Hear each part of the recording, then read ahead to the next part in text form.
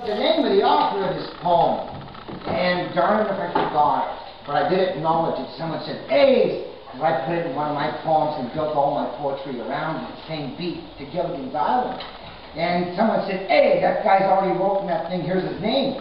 And it's true. I think his name might be Spencer. And he's a Canadian who wrote this poem, not an Englishman. So, and I adapted it for Canada. And why he wrote it for pounds when he could have wrote it for bucks, I don't know. So basically it's the rich man says, because I have $1 million, I sit upon my stern and leave my living tranquilly for other folks to earn. For in some procreative way that isn't very clear, $1 million will breed 100,000 every year.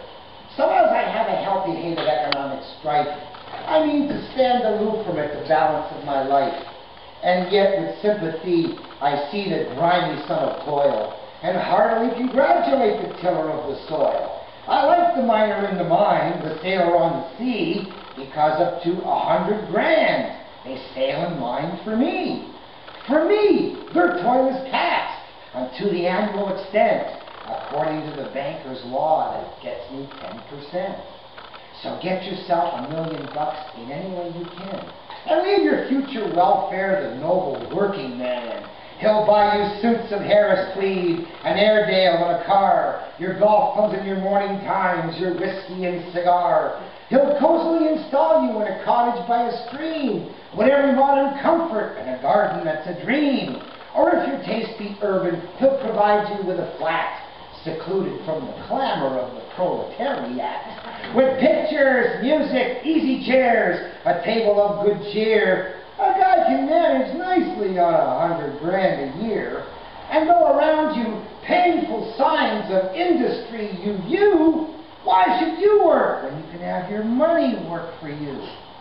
So I'll get down upon my knees and bless the working man who offers me a life of ease through all my mortal span, whose loins are lean to make me fat, who slaves to keep me free, who dies before his prime to get me round the century, whose wife and children toil in turn until their strength is spent, that I may live in idleness upon my 10%.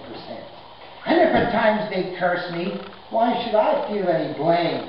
For in my place, I know that they would do the very same. Though they talk of revolution on a Sunday afternoon, just offer them $1 million and watch them change their tunes.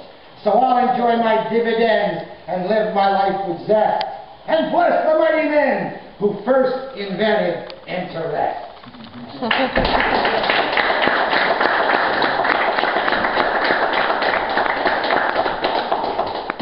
That's a good poem. It tells the truth about interest. Before you leave, there's some handouts up here, and I don't know the poem like John does, but I wrote my own little poem about Usury-free week.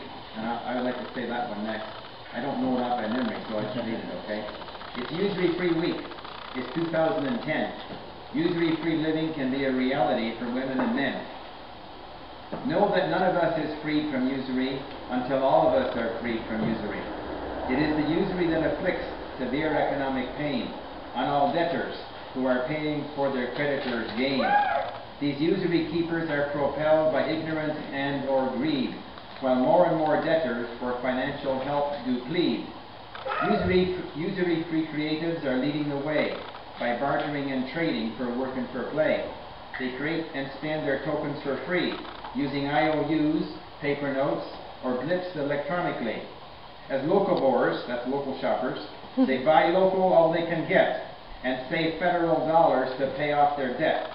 Each year in mid-November, workshops are planned, and we celebrate Usury-free Day and week across the land.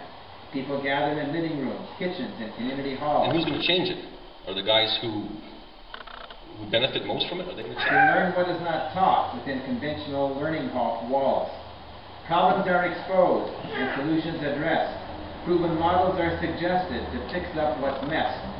The Usury-free symbol, the Wing Lion Awards, are bestowed on pioneer leaders working towards rebuilding community, shopping locally, and simply giving, so that all people in this world can once again experience usury-free living. Anyway, that's my little poem I wrote up before you. The poem John said is on the back, and the poem that I have is on the other side, so pick one up before you leave.